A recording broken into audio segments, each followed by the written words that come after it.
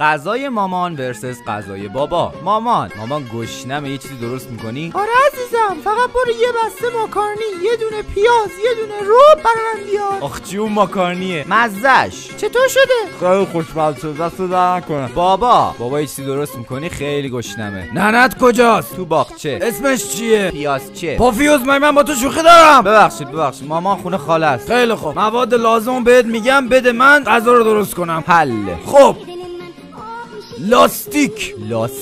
بله لاستیک. اینجا سوال نکن، غذای منه. باشه. یک دونه خیار مصرف شده. خیار مصرف شده چیه؟ خب اینو ولش کن، اینو نمیریزیم. مقداری مهر چی؟ مهر مشهد. درسته. خیلی خوب درست شد، فقط مایش مونده. چقدر آب بیارم؟ آب چیه؟ پس چی؟ گازوئیل. با مطمئنی زنده میمونیم؟ تو اصلا به اینو بو کن، نگاه.